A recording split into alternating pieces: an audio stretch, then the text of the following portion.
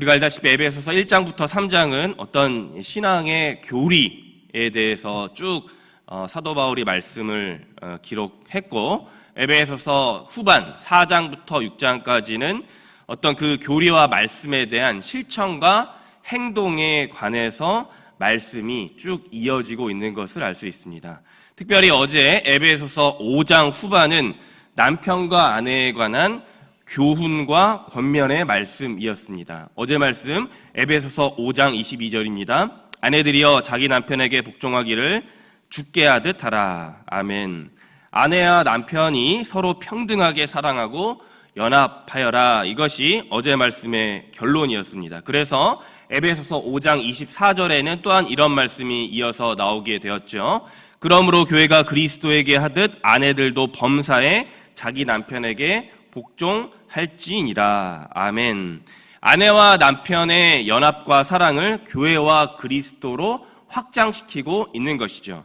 우리 생활의 가장 기초 단위인 가정, 특별히 아내와 남편이 연합하여 사랑하는 것은 교회의 머리이신 예수 그리스도와 예수 그리스도의 몸인 그 교회의 관계와 똑같다라고 하는 거예요. 흥미로운 것은 에베소서 5장 22절과 24절에서 사용된 어떤 단어가 오늘 어제 5장 후반에 두 번 더 사용되고 있는 것을 알 수가 있습니다. 에베소서 5장 25절입니다. 남편들아 아내 사랑하기를 그리스도께서 교회를 사랑하시고 그 교회를 위하여 자신을 주신같이 하라. 아멘. 또한 에베소서 5장 29절에는 이렇게 말씀이 나오죠. 누구든지 언제나 자기 육체를 미워하지 않고 오직 양육하여 보호하기를 그리스도께서 교회에게 함과 같이 하나니. 아멘. 말씀을 읽으면서 바로 느낌이 오시는 것이 있으시죠?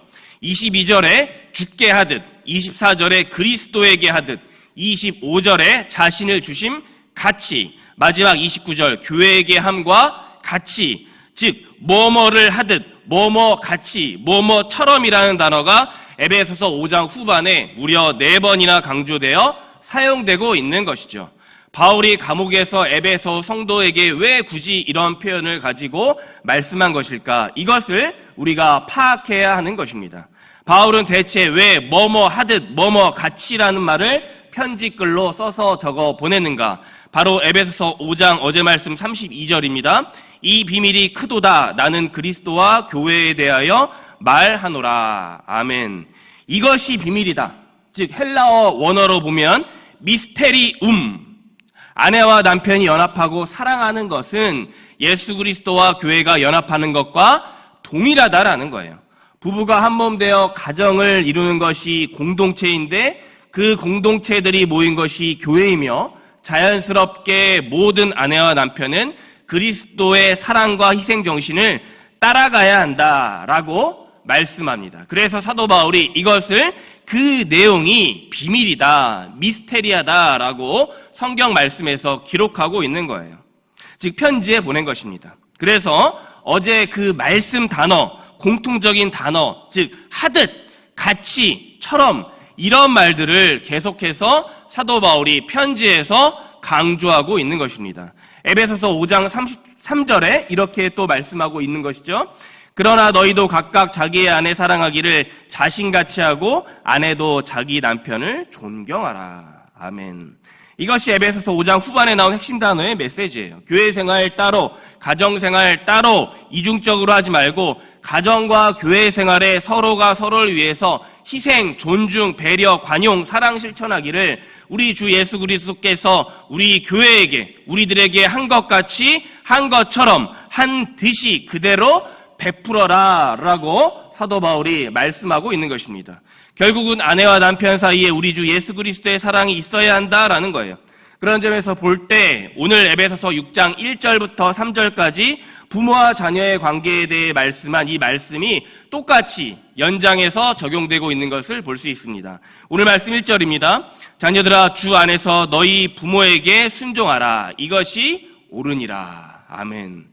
자녀들이 부모에게 순종하라는 말씀은 어떤 다른 종교와 윤리 도덕에도 내용이 들어가 있죠.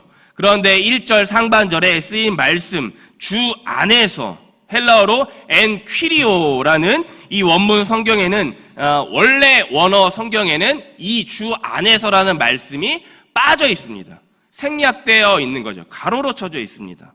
이 표현 말씀을 다시 한글 성경에는 한글 개역개정을 번역한 번역자들은 주 안에서라는 이 말 단어를 다시 추가하게 되는 것이죠. 왜입니까? 간단합니다. 주님처럼, 주님같이, 주님께서 하듯이 순종해라 이것입니다. 주님이 있고 없고가 우리들의 자녀, 우리들의 아들, 딸들을 교훈하고 훈계로 양육할 때 매우 중요한 사실이라는 거예요. 신앙이 없이도 자녀들을 잘 양육하는 부모님들이 있습니다. 그런데 신앙으로서 신앙을 가지고 양육해도 자녀들이 엇나가는 경우 또한 보게 됩니다. 반대로 되는 거예요. 매우 안타깝습니다. 그래서 종종 믿음의 부모, 아버지, 어머니들이 세상적인 관점으로 자꾸 자녀들을 양육하는 모습을 보게 됩니다. 그런데 이것을 거꾸로 생각해 보게 되는 거죠. 저와 여기 계신 분들 모두 부모님들에게 신앙의 유산을, 말씀을 물려받으신 분들이죠. 그리고 이것을 다시 저와 여러분들의 자녀들에게 전수하며 살아가고 계시는 그것을 사명으로 알고 계시는 부모님 이들이시죠. 바로 이것이 주의 교훈과 훈계로, 즉 자녀들을 양육했을 때 자녀들이 다시 주 안에서 올바로 부모에게 순종하게끔 하는 원동력이 되었음을 우리 스스로의 삶에서 저와 여러분들이 알고 계시지 않습니까? 이것이 주 안에서 부모를 공경하고 주의 교훈과 훈계로 양육할 것을 선포한 말씀의 이유입니다. 이것도 모자라서 사도 바울은 강조하고 있죠. 주의 교훈과 훈계라는 그 단어 앞에 사용되고 강조되는 말씀, 오직 주의 훈계와 말씀으로, 오직 주의 말씀으로라는 그 말씀을 쓰고 있습니다. 다른 것들은 다 이순위가 된다라는 거예요. 다른 것들은 다 부차적인 이유가 된다라는 거예요. 1순위 오직 말씀이 무엇입니까? 오직 주의 교훈과 훈계, 오직 주님의 가르침, 말씀, 명령, 윤례가 1순위가 된다라고 하는 거예요. 그러면 그때가 자녀들이 주 안에서 저와 여러분들을 공경하기 시작하는 때가 된다라는 것입니다. 그러면서 제가 말씀을 준비하면서 저에게 70대 중반이 되신 제 친어머니를 생각해 보게 되었습니다. 충청도에서 태어나셔서 제 부모, 제 누나와 동생들을 뒷바라지하느라 가난한 집에서 자라나셨고 온갖 멸시와 천대를 받으셨다라고 합니다. 그때 당시에 아시다시피 가난했기 때문에 이제 어떤 집에 식모로 가게 되셨죠. 그래서 제대로 된 교육을 받으셨겠습니까? 초등학교, 당시 국민학교도 중퇴하셨다라고 하셨습니다. 그렇게 기본적인 교육도 받지 못하고 자라나셨던 그 일자 무식이셨던 어머니가 30대 시절에 극적으로 하나님의 은혜로 주님을 영접하고 말씀과 기도, 전도와 예배에 그분의 삶을 올인하셨다라고 하셨습니다. 근데 가난이 이제 쉽게 끊어지지가 않는 거예요. 누나 둘이 제가 있는데 누나 둘과 저 3남매를 키우기가 여간 어려운 게 아니었죠. 좋은 옷과 음식을 전혀 누리지 못한 채 10대 시절을 쭉 이어가게 되었습니다. 그리고 그때 당시에 제가 90년대, 80년대에 다 남들 가는 학원 한 번 못 가고 자라나게 됐습니다. 그런데 그때마다 늘 하셨던 말씀, 학교 공부보다 주일학교, 주일 예배에 빠지지 않는 것이 훨씬 더 중요하다. 주일에 늦잠 자면 안 된다 하셨다라고 하셨던 어머니. 성적표에 성적에는 관심이 없으시고 주일 예배, 주일학교, 중고등부 예배 생활과 출석을 하느냐 못하느냐를 더 엄격하게 따지셨던 어머니. 기억이 생생히 나는 거예요. 뭡니까? 오직 주의 교훈과 훈계로 저를 양육하셨던 거예요. 그리고 그 결과 제가 목회자로 주 안에서 부모에게 순종하게 되는 것이죠. 우리가 살아가는 삶이 매우 복잡하고 심란합니다. 여러분과 저희들의 아이들을 위해서 뭘 해줘야 될까? 이거 안 해주면 뒤처지지 않을까? 또 나이가 드신 부모님 이것 해드려야 하지 않을까? 또는 한참 내가 못 해드려 죄송한 마음, 착잡한 마음이 늘 우리 마음속에 있는 것이죠. 그러나 성경 말씀, 오늘 에베소서 6장 말씀은 그 해답이 매우 간단합니다. 에베소서 5장 아내와 남편 사이에, 또 오늘 부모 자녀 사이에 딱 한 분, 그리고 그분의 말씀만 우리 삶에 제대로 확실히 작동하고 있으면 되는 거예요. 단 한 가지, 오직 주의 교훈과 훈계. 그래서 사도 바울이 출애굽기 20장과 신명기 5장 말씀을 굳이 여기에 끌어와서 귀한 말씀을 가져오게 되는 거예요. 말씀을 맺습니다. 에베소서 5장과 6장에는 제가 말씀드렸듯이 같이처럼 뭐뭐 하듯이라는 말이 자주 되풀이돼서 사용되고 있어요. 자주 그리스도께서 하듯, 그리스도께서처럼, 주께 하듯이 이런 말씀이 표현되고 있는 것입니다. 어떤 삶의 모습이든 모든 삶의 모습과 방향을 주님 한 분께로만 그 초점을 맞추고 있는 거예요. 그래서 오늘 에베소서 6장 5절부터 9절까지 종과 상전에 대해서 말씀할 때도 5절 말씀 그리스도께 하듯 상전에게 순종하고 7절 말씀 또한 주께 섬기기를 주께 하듯 일하라고 말씀하고 있는 것입니다. 모든 말씀의 주어가 주 예수 그리스도로 이어지고 있는 거예요.